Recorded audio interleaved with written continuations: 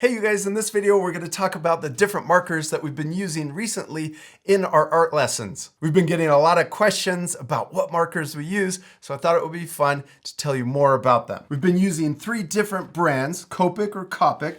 I've heard it said both ways. This is the most expensive brand that we've been using. We also have Artist Loft, which is in the middle price-wise. And then this is the least expensive brand, which is called Bianyo. I think that's how you pronounce it. B-I-A-N-Y-O.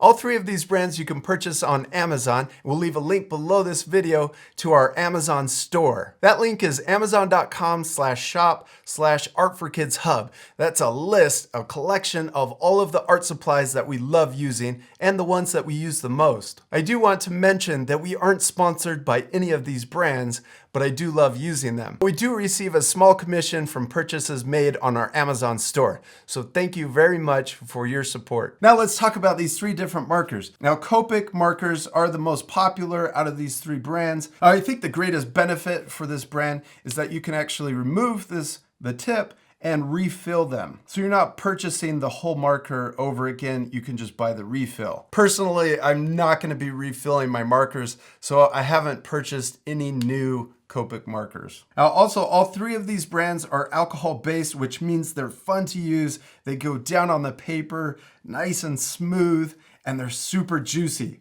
They also dry quickly and you can blend them. Also, all 3 of these brands have dual tips, which means there's a chisel on one side.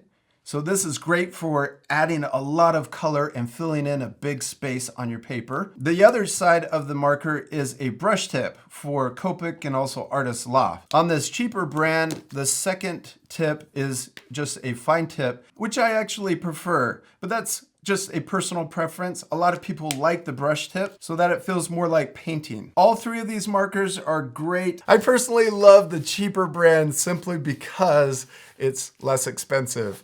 It also comes in this cool case that helps keep them organized. And I really don't notice a difference between all 3. So if you can pay less, I'm all for it. Now with any marker, I think it's a great idea to get a piece of paper that you're using for your drawings, then create a swatch with each of the markers and label them. Especially with this cheaper brand, the cap color doesn't match the ink.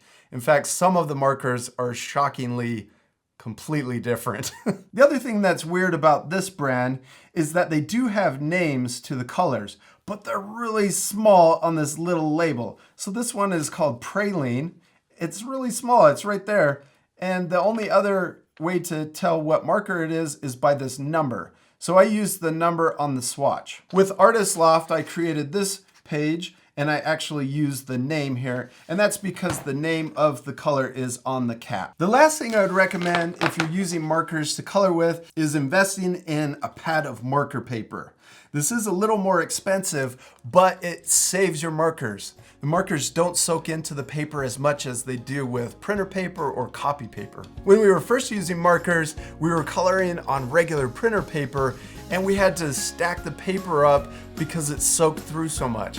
Well, I also realized that we could only get through a couple drawings before we had to buy more markers. With this paper, it really does make your markers last longer. I hope this short video was super helpful in answering some questions about the art supplies we love using.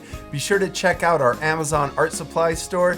And remember, we do receive a small commission, so thank you for your support. And we'll see you later, art friends. Goodbye.